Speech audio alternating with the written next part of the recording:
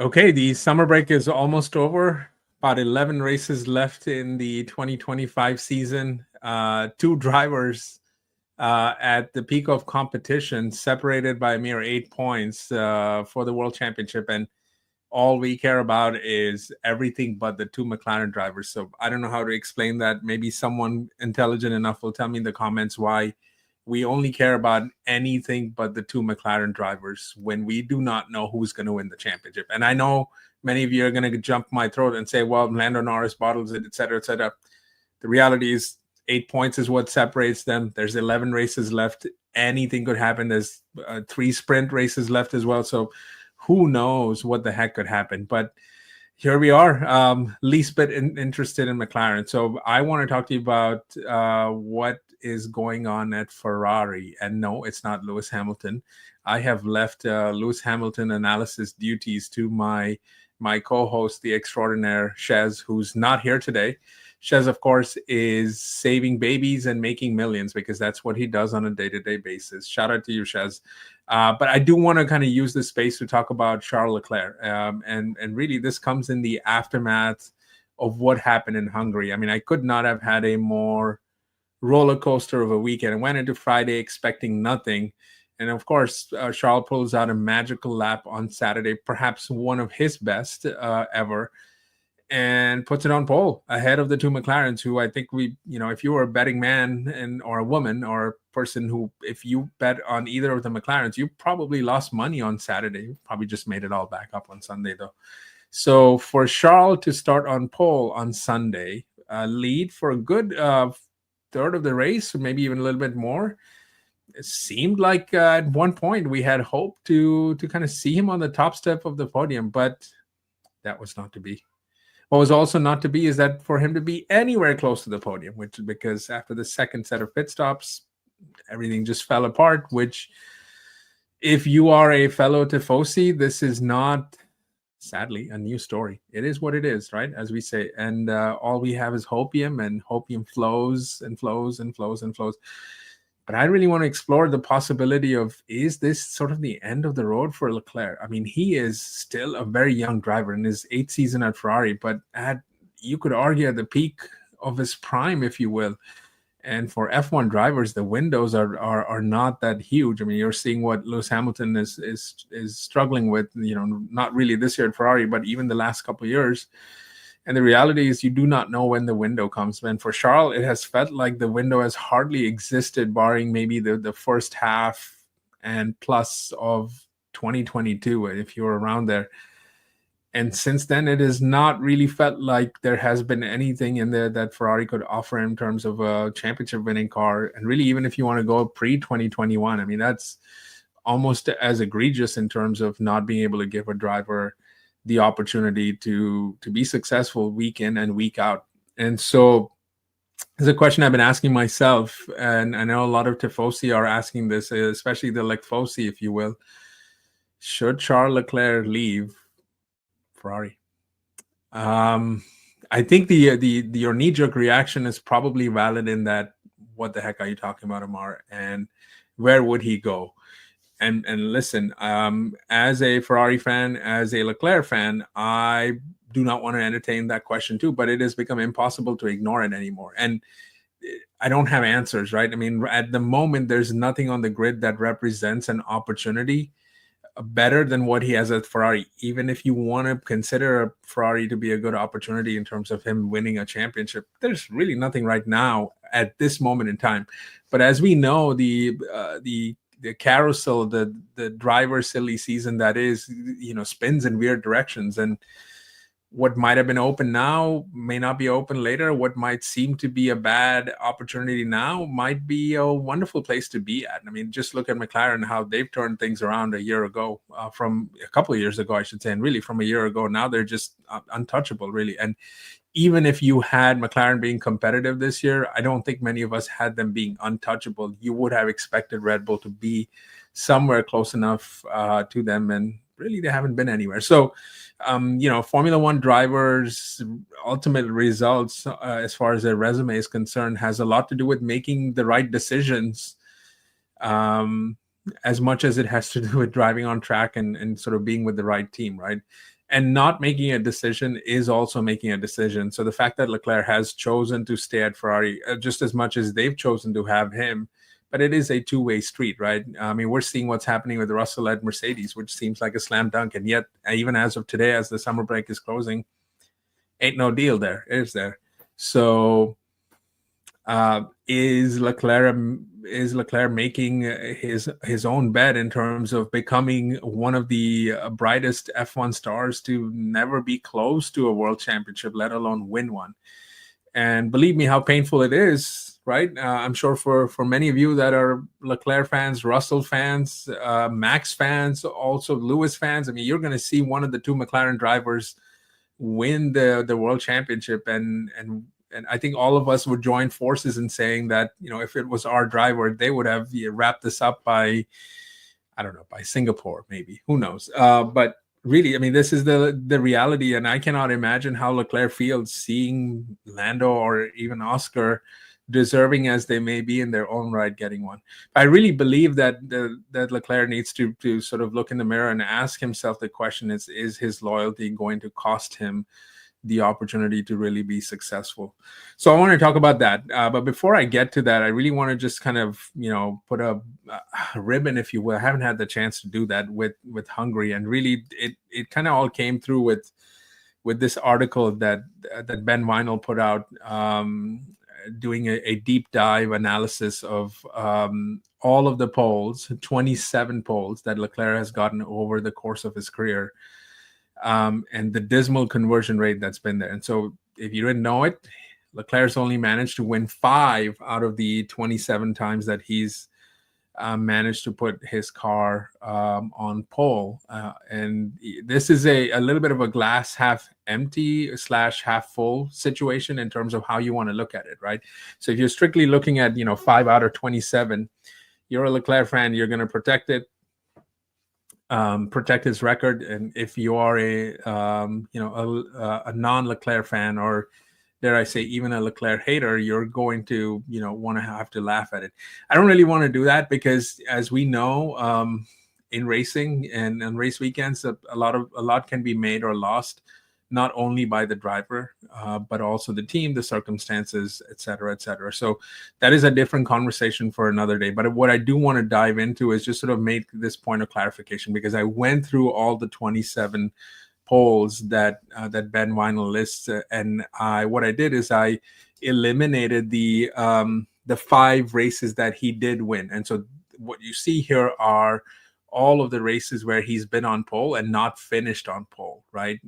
Finished with the win, rather. And so do you want to classify that as a failure? Fair enough. That's fine. What you see here, again, is a listing of all of those races with one-liners. A lot of it, again, courtesy Ben Weinel. When I went ahead and kind of tried to get a little bit more on some of the races I had sort of not completely remembered very well. But you can see that it starts in 2019, right? You can see Leclerc literally with his first season trying to show his stripes and really doing the best that he can, which is what he's always done. And I think even before we dive into this data, I think it's worth acknowledging that most of us would put Leclerc in the top 2, top 3 of drivers when it comes to Saturdays. So in some ways, I'd argue that the 27 poles is not surprising, because that seems to be one of his strengths. And that also has been where Ferrari has sort of put their efforts in over the course of most of his career, barring really a little bit of last year, second half of last year and this year, where they've sort of made it clear that they're focusing more on Sundays as opposed to Saturdays, and take that for what it's worth. But here you have it. What you're seeing here also includes highlights of certain races where both Ben and I would suggest that Leclerc was beaten, right? In more cases, fair and square. You can go race by race and see whether he actually deserves blame for some of these things or not. But the 10 races that have been highlighted here, I think it's fair to say, or 11 races, I should say, he is to blame. He put it on pole, and by and large, he was, I would say, mostly responsible for not being able to convert the pole into a win. In many cases, he got overtaken. I mean, I think if you think about the very first race, right, the Austrian Grand Prix, the second race of his pole career, Max overtook him on lap 69. That was, by the way, you should go and watch that race, because if you want to talk about, in the last year or so, we've been having so many debates over what is overtaking on in corners looking like, and who has the right to the corner, and who got to the apex first. That was pretty much where I would say the controversy first started.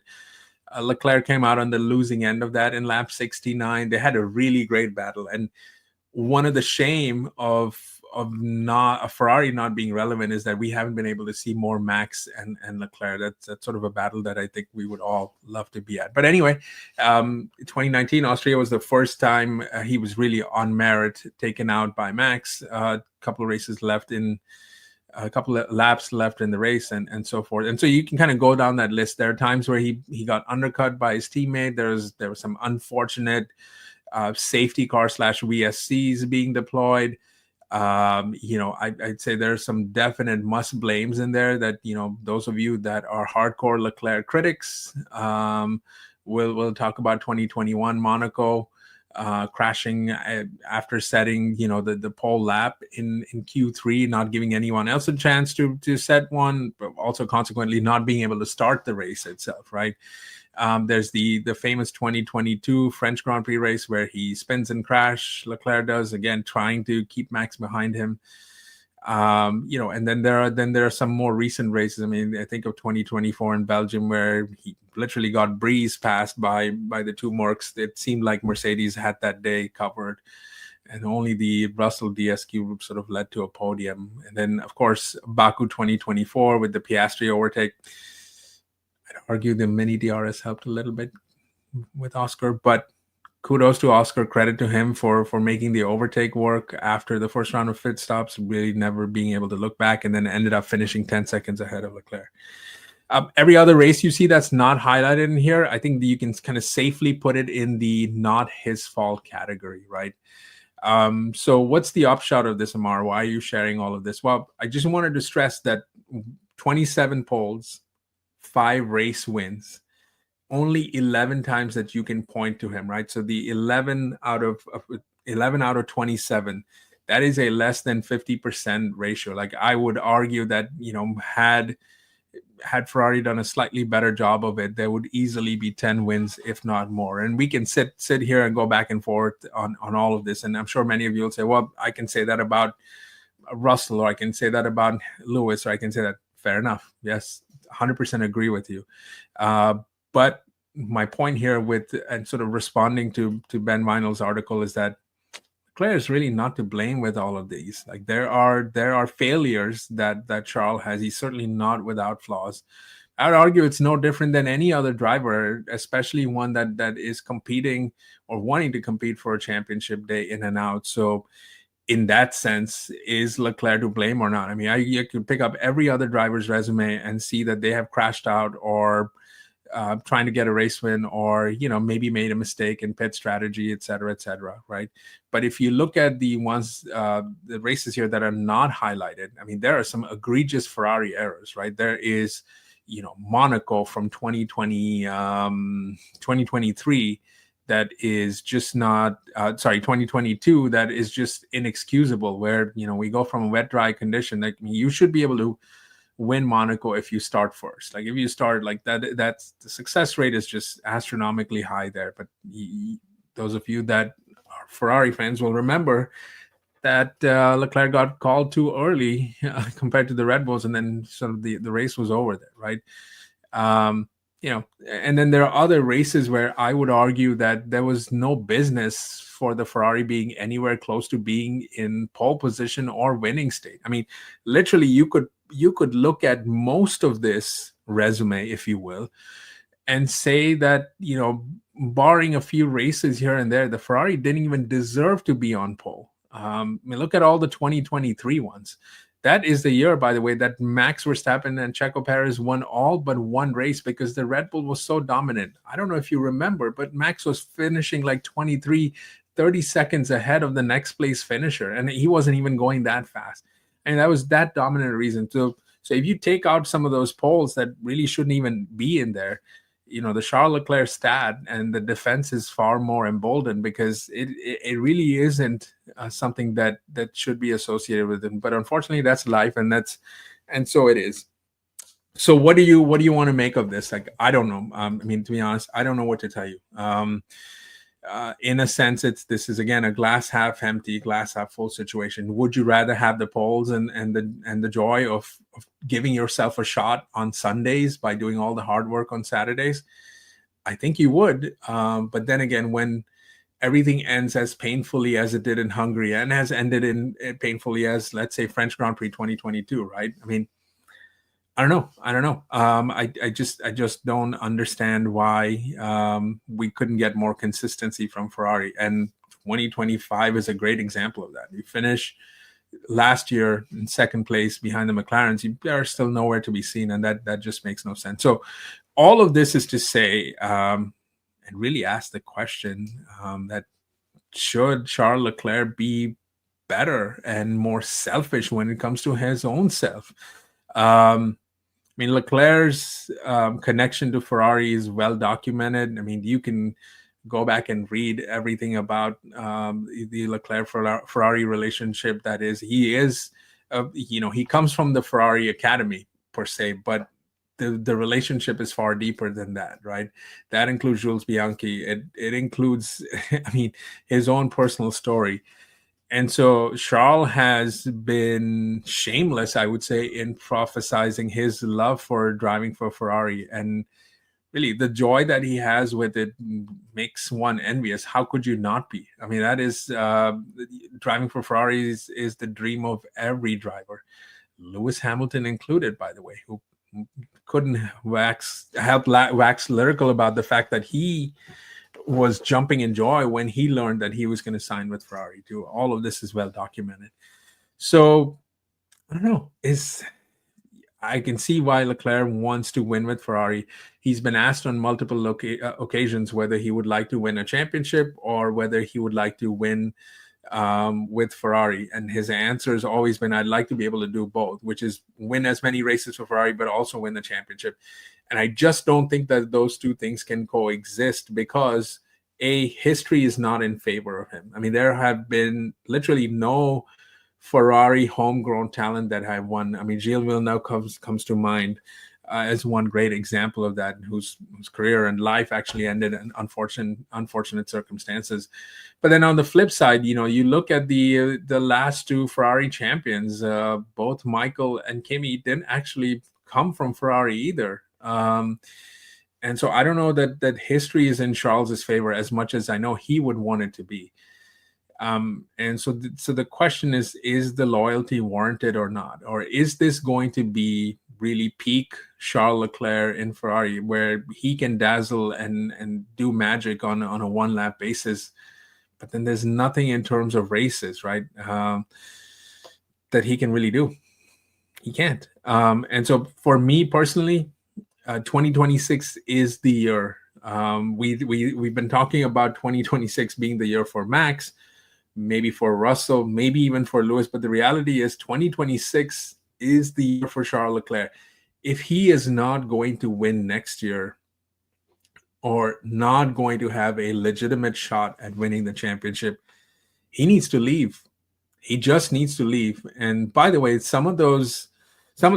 sentiment that I am stressing right now, was actually brought on by the Leclerc camp. It happened in the midst of the "is Fred Vasseur the right principal for Ferrari" discussion. And I think that the spin on that was that the Leclerc camp was not happy with Fred. But the reality was that the Leclerc camp was not happy about results, period. It had nothing to do with Fred. Fred and Charles go a long ways back, as do Lewis and Fred as well. It has more to do with the frustration that's behind the scenes, that's been above Fred, you would argue. And it's both Ferrari drivers that have been talking about that, and sort of talking about it, but not really talking about it, because that's the way Ferrari works, is they say nothing, but they want to leak something. And so I guess the question is, if you're Charles Leclerc, do you see that changing? I mean, what will it take to sort of put the championship ingredients together? Because we have talked again and again, Shez and I, about how Ferrari is light years behind some of the well fine-tuned organizations that are Mercedes, that are even Red Bull up until this point. And I'd argue that yes, there's been a lot of chaos at Red Bull, but they've also proven the ability to come back from it. And Ferrari have yet to show that. I mean, all they have done is change principles when things have gone south, and that's not going to help. And so I believe that in 2026, and we'll know this fairly early on, I should say, by middle of the season, it's not that you will know whether said driver can win a championship, but you will know that you're not going to win one. You'll just know that just looking at the competition. By the way, when a new rule set comes in, usually there's one manufacturer that nails it, and pretty much everyone else is just playing catch up. That's really been the formula for the last few years. Not saying that couldn't change next year. Who knows? There could be two or three teams in there. But if Ferrari are not in it, Leclerc should be forcing his way out. Look, the timeline for Leclerc is very different than the timeline for Lewis. Lewis is at the end of his career, right? He's formally at the end. He might stay there for 2 years. He might stay for 3 years. Maybe he'll stay there for 4 years. Eventually, if Ferrari is not going to win, he is not going to stick around and waste his time there. He's probably going to go on to do other things which he's super talented at. But for Charles Leclerc, I mean, this is his time to force the agenda. And if he really wants to force his way into a seat that makes a lot more sense, into a team that is on the up and up, then he needs to do that next year. So Charles Leclerc has probably 1 year left to kind of see his Ferrari dream play out, in my opinion. And if not, then it's probably not going to happen. And it pains me to say that as a Tifosi and as a Leclerc fan. But let me know what you think. Should Leclerc be considering leaving? And if he does, where should he go? I do not know where he can go right now. Obviously, there are no options. But if there are truly no options at the moment, could there be options in the future? And what do they look like? So as always, please like, please subscribe, please leave us a comment. We read each and every one of them. We respond to as many as we can. Shez and I will be back as we hit the race weekend, and we will see you